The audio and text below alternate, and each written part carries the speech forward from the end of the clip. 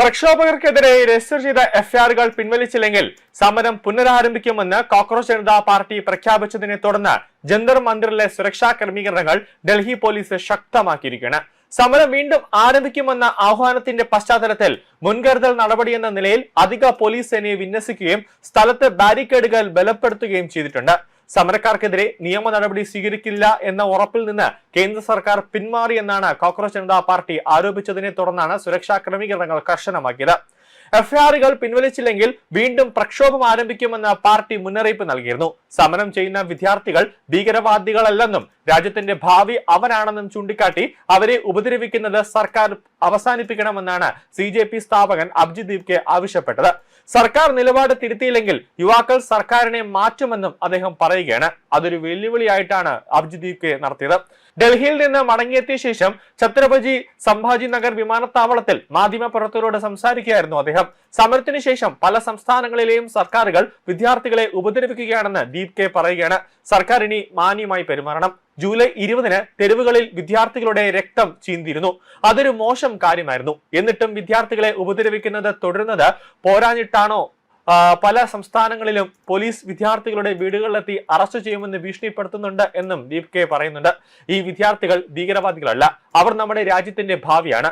രാജ്യത്തിന്റെ ഭാവിയെ ഇത്തരത്തിൽ ഉപദ്രവിക്കുകയാണെങ്കിൽ ധർമ്മേന്ദ്ര പ്രധാൻ സ്ഥാനം ഒഴിയേണ്ടി വന്നതുപോലെ സർക്കാർ നിലപാട് തിരുത്തിയില്ലെങ്കിൽ നാളെ ഞങ്ങൾ പോയി സർക്കാരിനെ മാറ്റുമെന്നാണ് CJP സ്ഥാപകൻ അഭിജിത് ദീപ്കെ പ്രസ്താവിച്ചതെന്നാണ് PTI റിപ്പോർട്ട് ചെയ്യുന്നത്. ഒരു ചോദ്യത്തിന് മറുപടിയായി പ്രധാനമന്ത്രി നരേന്ദ്രമോദി രാജിവെച്ച് ഒരു സ്വാധീന ശക്തിയുള്ള വ്യക്തിയായി മാറണമെന്ന് അദ്ദേഹം പറയുകയാണ്.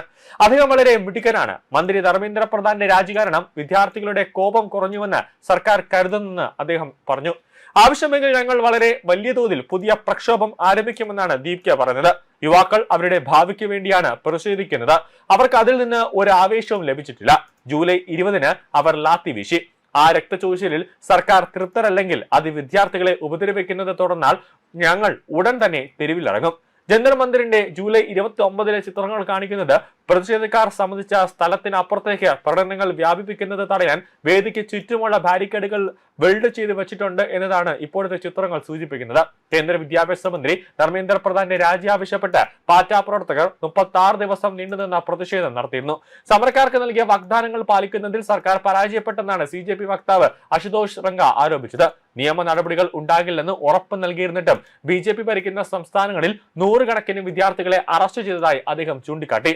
എല്ലാ എഫ്ഐആറുകളും ഉടൻ പിൻവലിക്കുക, തടവിലാക്കപ്പെട്ട സമരക്കാരെ മോചിപ്പിക്കുക, ഡൽഹി പോലീസ്, കേന്ദ്ര ഏജൻസികൾ, BJP ഭരിക്കുന്ന സംസ്ഥാനങ്ങളിലെ പോലീസ് എന്നിവർ പുതിയ ക്രിമിനൽ കേസുകൾ രജിസ്റ്റർ ചെയ്യുന്നത് അവസാനിപ്പിക്കുക, ഒപ്പുവെച്ച കരാർ പരസ്യപ്പെടുത്തുക എന്നീ ആവശ്യങ്ങളാണ് രംഗ ഉന്നയിച്ചത്.